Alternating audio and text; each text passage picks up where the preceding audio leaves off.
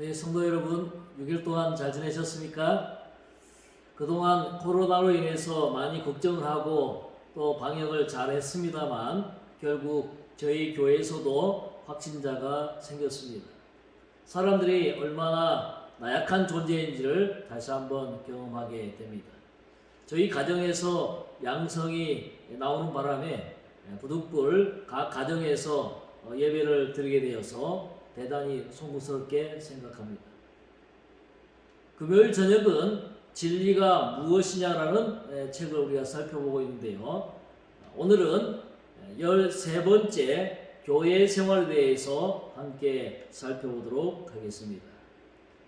교회는 어떻게 시작되었는가? 구약성경 여러 곳에 나오는 회중, 총회, 성회라는 말은 불러내다, 부르다라는 그런 뜻을 가지고 있습니다. 사도행전에서는 애굽에서 종살이하던 이스라엘 백성들을 시내산으로 불러내어 모인 회중을 광야교회라고 얘기했습니다. 신약성경의 교회라는 뜻의 헬라어 에클레시아도 불러내어 모여있는 회중이라는 그런 뜻을 가지고 있습니다. 그러므로 교회는 하나님의 선택하심으로 세상에서 불러내어 주님에게 속한 회중을 지칭하는 말입니다. 근본적으로 교회는 보이는 건물이 아니라 하나님께서 불러내신 백성들이다라는 그런 뜻입니다. 자, 그러면 초대교회는 어떻게 탄생했는가? 예수님께서 이 땅에 오셔서 복음의 씨앗을 뿌리시고 십자가에서 돌아가셨다가 부활하시고 또 승천하신 후에 서기 31년 오순절에 성령이 임하시면서 신약의 그리스도교회가 탄생했습니다. 사도행전에는 당시 교회 상황을 이렇게 묘사하고 있습니다. 사도행전 2장 46절로 47절에 보면 날마다 마음을 같이하여 성전에 모이기를 힘쓰고 집에서 떡을 떼며 기쁨과 순전한 마음으로 음식을 먹고 하나님을 찬미하며 또 온 백성에게 칭송을 받으니 주께서 구원받는 사람을 날마다 더하게 하시니라 그랬습니다. 우리가 교회에 출석하는 것은 성경의 가르침입니다. 우리 히브리서 10장 24절로 25절에 보면 이렇게 기록하고 있습니다. 서로 돌아보아 사랑과 선행을 격려하며 모이기를 피하는 어떤 사람의 습관같이 하지 말고 오직 권하여 그날이 가까움을 볼수록 더욱 그리하자 그랬습니다. 성경에서는 모이기를 힘쓰라고 우리에게 권고하고 있습니다. 자, 그러면 교회에 꼭 출석을 해야 하는 이유가 무엇인지 좀 함께 좀 살펴보고자 합니다. 첫째는 영적 성장에 필수적이다라는 것입니다. 이 예배에 정기적으로 참석하는 일은 영적 성장에 직접적으로 관계를 가지고 있고 또 성장을 준다라는 것입니다. 우리 교회 원행 보면 370페이지, 71페이지에 보면 하나님의 백성들의 집회에 참석하기 위하여 특별한 노력을 기울여라. 형제 자매들이여, 하나님께서 그대들을 위하여 가지신 바 기별을 들을 수 있는 기회를 무시하는 것보다 그대들의 사업에 손해를 보는 것이 훨씬 더 좋을 것이다. 그대들로 하여금 모든 가능한 영적 유익을 얻지 못하게 하는 구실을 만들지 말라라고 말하고 있습니다. 하나님의 백성들의 집회에 참석하기 위하여 특별한 노력을 기울이라라고 권면하고 있습니다. 두 번째는 영적 교제에 필수적이다 그랬습니다. 이 교회 출석은 우리 성도들 간의 중요한 영적 교제라고 말하고 있습니다. 사도행전 2장 42절에 보면 저희가 사도의 가르침을 받아 서로 교제하며 떡을 떼며 기도하기를 전혀 힘쓰니라라고 말하고 있습니다. 우리 그리스도인들은 영적인 교제와 격려 없이는 성장할 수 없습니다. 이 교제는 사교적 친교 이상을 의미하는 것으로 우리 그리스도인들 상호 간의 삶을 나누는 것을 말하고 있습니다. 세 번째는 예수님께서 우리에게 모본을 보이셨습니다. 예수님은 하나님 아버지께 드리는 공적 예배에 참석하시는 것을 중요하게 여기셨다. 예수님은 요한복음 4장 23절에서 아버지께 참으로 예배하는 자들은 신령과 진정으로 예배하라고 우리에게 권면하고 있습니다. 누가복음 4장 16절에서 예수께서 그 자라나신 곳 나사렛에 이르사 안식일에 자기 규례대로 회당에 들어가사 성경을 읽으시고 서심해 그랬습니다. 예수님도 정기적으로 교회에 출석하셨다라고 말하고 있습니다.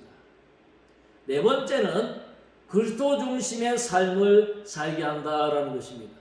출애굽기 25장 8절을 보면 내가 그들 중에 그할 성소를 그들을 시켜 나를 위하여 짓되 그랬습니다.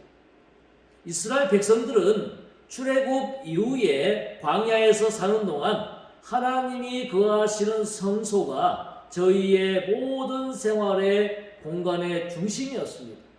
성소의 모든 구조와 기물, 의식들은 예수 그리스도의 희생을 상징한 것이었습니다.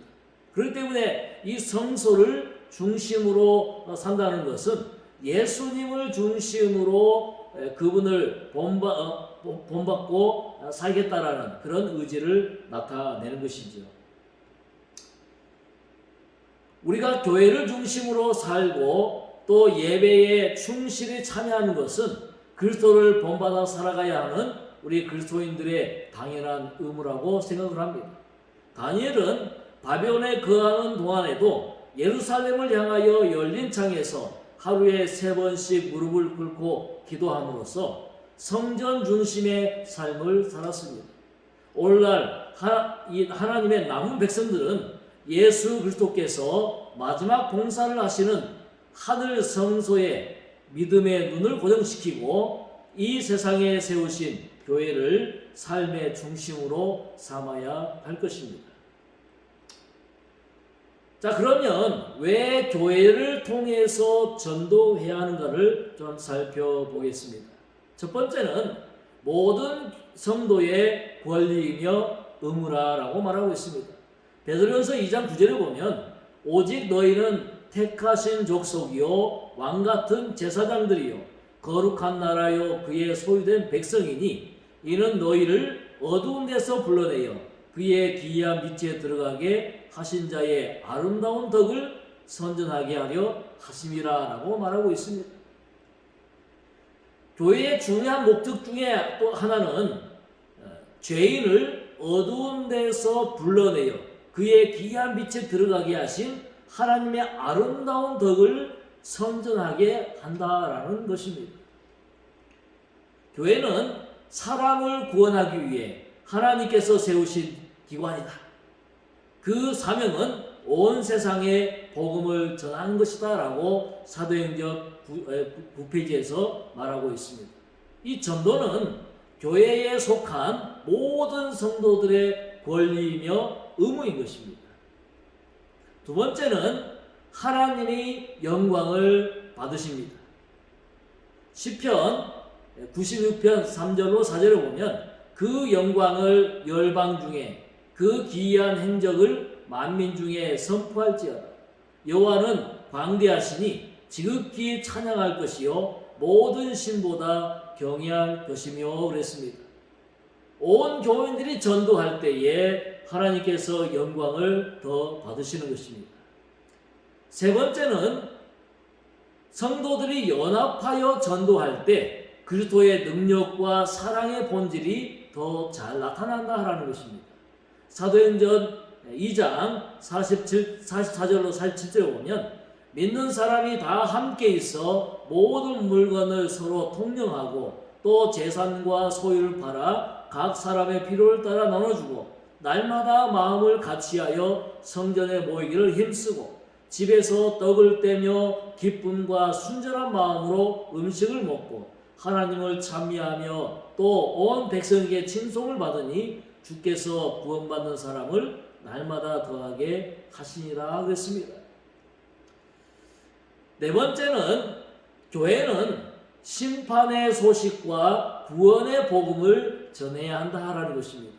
고린도후서 5장 10절로 11절에 보면 이는 우리가 다 반드시 그리스도의 심판대 앞에 드러나 각각 선악간에 그 몸으로 행한 것을 따라 받으려 함이라. 우리가 주의 두려우심을 알므로 사람을 권하노니 우리가 하나님 앞에 알리워졌고 또 너희의 양심에도 알리워졌기를 바라노라 그랬습니다. 우리가 교회에서 복음만 전하는 게 아니고요, 또 심판의 소식도 전해야 됩니다. 그래서 심판의 소식과 구원의 복음을 전해야 된다라는 것이죠. 자, 그리고 우리가 교회 생활함에 있어서 꼭 알아둬야 할 이 교회의 의식과 제도가 무엇이든지 좀 함께 살펴보겠습니다. 교회에는 성경에 근거하여 시행하는 예식들이 있다. 그 대표적인 예식 두 가지는 침례식과 성만찬 예식이다. 이러한 예식들은 예수께서 시행하라고 명하신 것이다 그랬습니다. 첫 번째 침례식은 구원의 표상입니다. 과거에 죄된 자아는 죽고 성령 안에서 새롭게 사는 것을 의미하는 예식이 바로 침례식인데요. 베드로전서 3장 21절을 보면 물은 예수 그리스도의 부활하심으로 말미암아 이제 너희를 구원하는 편이 곧 침례다라고 말하고 있습니다. 또 이 침례식은 예수님의 명령이라고 그랬습니다. 교회에 입교하기 위하여 침례를 받아야 하는 이유가 있습니다. 마태복음 28장 19절로 20절에 보면 그러므로 너희는 가서 모든 족속으로 제자를 삼아 아버지와 아들과 성령의 이름으로 침례를 주고 내가 너희에게 분부한 모든 것을 가르쳐 지키게 하라. 볼지어다 내가 세상 끝날까지 너희와 항상 함께 있으리라 하시니라 그랬습니다. 이 침례식은 예수님의 명령입니다. 세 번째는 이 침례식은 환영의식이에요. 교회에서 새 가족을 맞는 예식인 것입니다.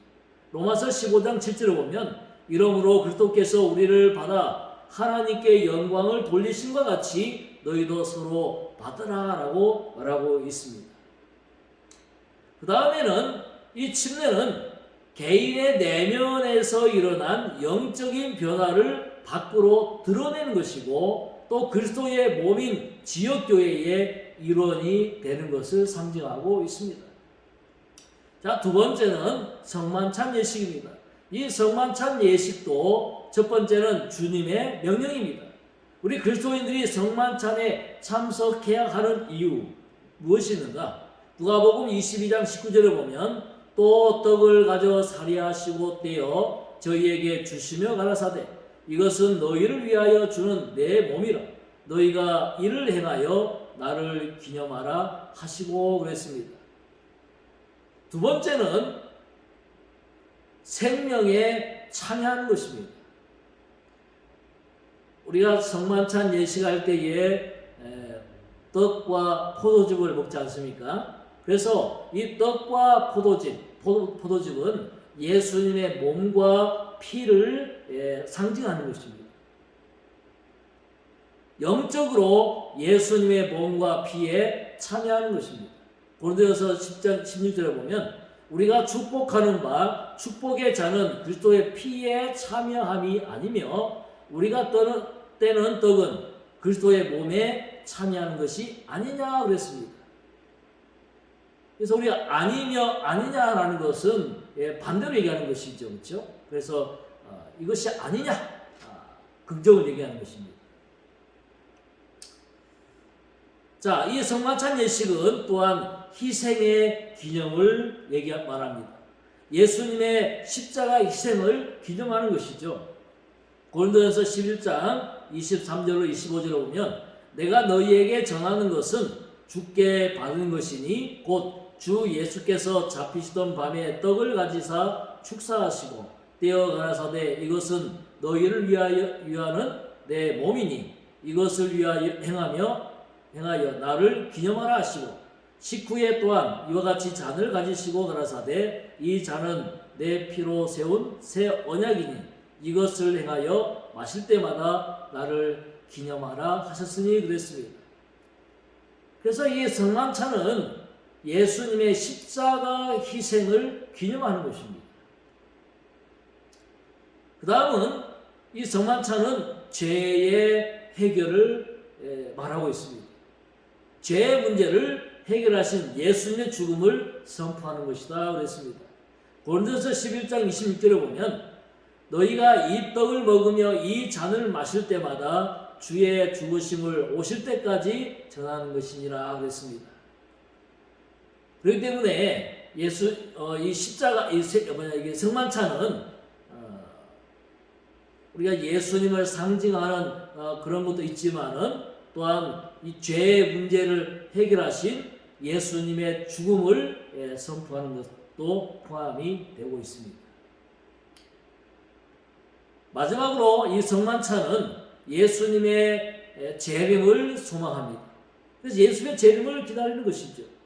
고린도전서 11장 26절에 보면 주의 오실 때까지 성만찬을 통해 깊이 생각하고 사모하던 우리 주님께서 이 땅에 육체로 다시 오실 것을 믿고 기다리는 신앙 고백이다 그랬습니다. 그래서 우리가 성만찬 예식을 할 때에 예수님의 살과 피를 상징하는 떡과 포도즙을 마시면서 우리가 예수님의 재림을 소망하는 그런 의미를 가지고 있다는 사실을 꼭 기억하게 되시길 바랍니다. 오늘 저희는 교회는 어떻게 시작되었는지, 또 교회를 출석해야 하는 이유, 또 침례식과 성만찬의 의미들을 살펴보았습니다. 우리가 교회 다니면서 기본적으로 알아야 할 것들을 좀 정리해 본 것입니다. 왜 교회를 다녀야 하는지 불명한 이유를 깨닫고 또 교회에서 행하는 침례식과 성만찬 예식의 의미들 속에서도 복음이 들어있다는 사실을 깨닫게 되시길 바라면서 오늘 말씀을 줄이겠습니다. 제가 기도하고 마치겠습니다. 하늘에 계신 우리 아버지 하나님, 오늘 우리에게 교회가 어떻게 시작되었는지, 또 교회를 출석해야 하는 이유와 침례식, 또 성만찬 예식의 의미들을 깨닫게 하시니 감사합니다. 우리가 매주마다 교회를 다녔고 또 교회에서 행하는 예식들을 보았지만 그 이유와 의미들을 잘 기억하지 못할 때가 많았습니다. 이 시간 배운 내용들을 잘 기억하게 하시고 생각나게 하셔서 우리가 교회를 오가며 거룩한 예식들을 치를 때에 그 가운데에서 감동이 있게 하시고 예수님의 복음을 깨달을 수 있게 하여 주시옵소서. 코로나로 인해 힘든 시기를 보내고 있는 이때에 우리 강북교회 모든 성도들 가정을 지켜주시고 안전하게 보호하여 주시옵소서. 특별히 이번 주에 코로나로 자가격리 중에 있는 박두리 집사님과 또 최원석 집사님 네 분, 또 저희 가정을 기억하여 주셔서 하루속히 회복할 수 있도록 은혜 내려 주시옵소서. 또 심장의 문제로 검사를 하고 있는 김목은 집사님과 또 무릎관절 수술을 한 이예숙 성도님, 또 몸이 불편하신 이상화 성도님을 불쌍히 여겨주시고 건강한 몸으로 주님을 섬기며 하나님께 예배하도록 축복하여 주시옵소서. 저희 강북교회 모든 성도님들 가정을 안전하게 붙들어 주시고 아픈 이들에게 건강을 주시고 우리들 심령에 성령을 부어 주셔서 영적으로나 육적으로 강건할 수 있도록 축복 주시길 바라오며 예수님의 이름으로 간절히 기도드려옵나이다. 아멘.